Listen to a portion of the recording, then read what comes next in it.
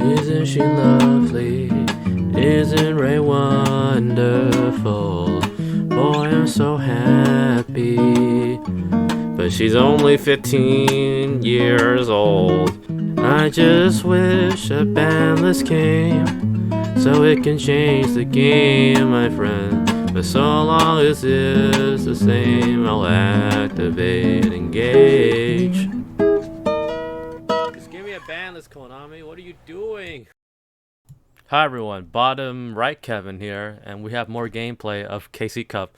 I actually finally got something interesting. So if you've been wondering why I haven't been uploading like at all, it's because there's been no good footage. People either surrender like instantly, or it's just a complete blowout and there's not much to really say, right?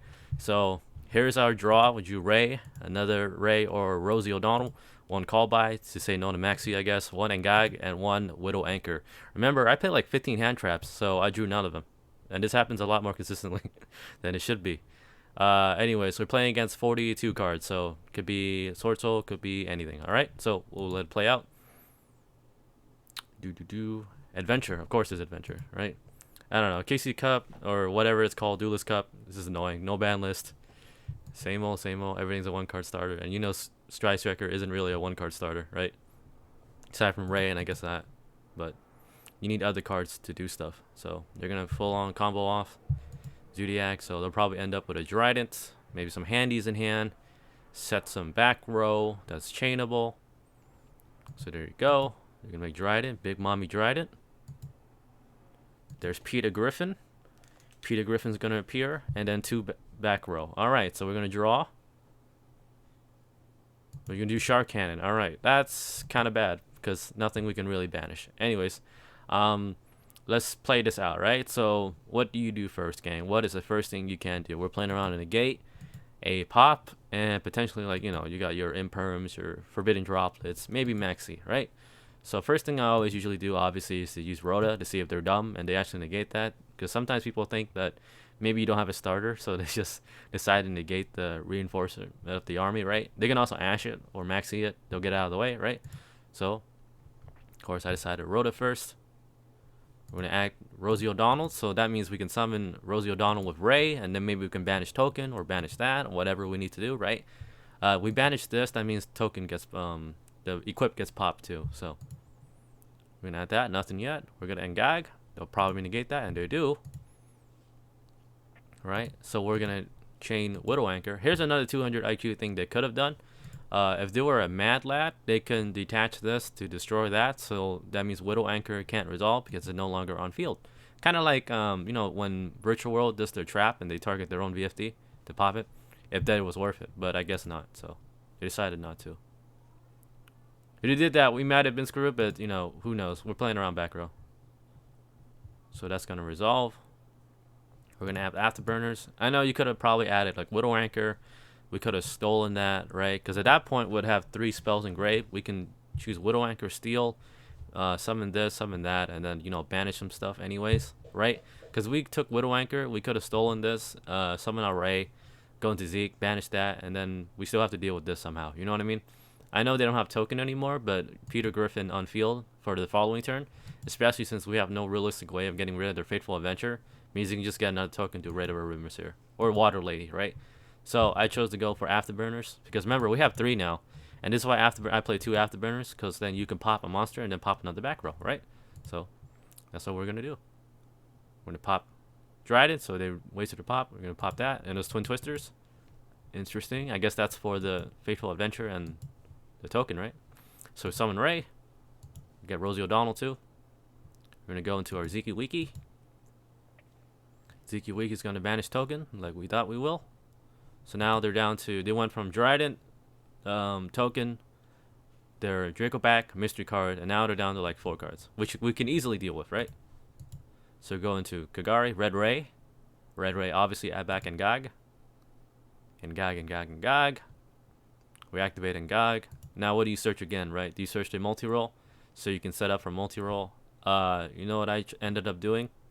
I ended up doing another afterburners. Why? So we can pop Peter Griffin and then pop this. So now they're down to this, and we have everything basically set up. The only problem is that at that point we already used our Widow Anchor once, and and guy, so we can't search those two, meaning the only searches left we have is basically hornet drones and multi-roll, basically. So afterburners pop another back row, and that was a cross out. Cool. Don't need to go into green ray because we already have everything basically we want in grave. We have Ray, we have Rosie O'Donnell. That's basically everything we need, right? Just 2 damage. Now we go into Blu-ray. Then I set only 2 just in case, so we can play around, you know, Harpy's Feather Duster or something stupid. Because they blow us out with this. At least these are chainable, and maybe we can negate stuff, right? So if they somehow have another Fateful Adventure, we can just chain it and then, you know, banish it if they activate it, right? So there we go. Blu-ray. I choose to search multi-roll because, you know, they only got 1 card. What can possibly go wrong? And by now, you probably read the title of the video. So you know things will absolutely go wrong because everything's a 1-card starter. So they drew the Rat Armors here. Top deck. Amazing, incredible luck. And they dropped deck the Fusion Destiny. What can you do, right? What can you do? I clearly just did not have the skill to see plan it out, right? I clearly did not have the skill for them to just have the Ash instead of this, right? So what can you do, right? But we can deal with the Fusion Destiny or DPE. They're obviously going to pop. We have this and that. We have a Shark Cannon. We have Call By to deal with it. So they decided to pop that. I decided not to chain because, you know what? They instantly popped it. So I thought to myself, okay, they're probably going to be greedy and pop my Ray, right? So they popped Fateful Adventure. It looks like that was completely useless at this point. Pop my Ray, and then Ray's going to come back, right? And now battle phase. Remember, there's no reason to go into Yellow Ray. Yellow Ray is just going to get 1 attack, and then DP is going to attack it again. So, you know, whatever. Whoop-de-doo. Doesn't matter. So, yeah, sure, I could have taken, what? I could have summoned in Yellow Ray, and negate this to attack, and then we take 500 instead, up to 25. Maybe that would have mattered. Who knows, right? But life points don't matter until it does. So please give me a chance. Would you another Cyclone? I clearly don't have the skill, guys. Set that. They're going to pop. So they pop those 2. Of course, we hold on to this. Don't chain Call By, just in case. I mean, I could have chain Call By. Maybe that would have been a better option, because then they can't get the Celestial or summon the Dasher, right? But I thought to myself, you know what? If we negate the Dasher or DPE, right? That means they still have Dasher and Celestial. And I wasn't willing to set this because they probably would have popped it. Right? I mean, it's like bluffing, right? So if I set this alongside the Cosmic Cyclone, it's like a 50-50 chance it would have popped one of those 2, and then we would have lost anyway. So, you know, I said, we'll just hold on to this to guarantee that it'll get banished. So then they have to be forced to summon, and we'll still be alive for at least another turn. And if we draw, like, you know, Widow Anchor, we draw Engage, we draw Ray, we still have like 2 more Rays, 1 more Rose, Hornet Drones, a bunch of cards that can be 1-card starters, right? Kind of. Or at least give us a chance to, you know, survive. So we decided to banish the DPE. Right? Hold on to this, turn that to on. Now they're forced to summon Dasher, Celestial, probably Dasher. So draw a card. Dasher's going to come out. We have 1 turn, basically. It's at 1. Could be Call By, could be Imperm, whatever you want. So here we go. That's going to go in defense mode, so we can bop it with Ray, maybe. So here we go. Give me a chance, game. Give me a chance. The game decides, nope, not today, buddy. I hate this game sometimes, gang. I hate it so much sometimes. Sometimes the game is just cruel and unfair. You try so hard. You break the board, right? They just top deck like a Fusion Destiny or something stupid. It's my fault, right? It's my fault for not playing it. That's why I don't play Fusion Destiny, because it's a brick. But clearly we don't have the skill to not draw the Dash or Celestial like they did. But anyways, I hope you guys enjoyed this video. I don't know, gang. I don't know. There's no ban list in sight. Everything's just the same old, right? It just feels like fighting uphill battles, especially when you play Striker and only Striker, right? So I don't know. Whoever's still playing this game, or you're still playing, true passion, right?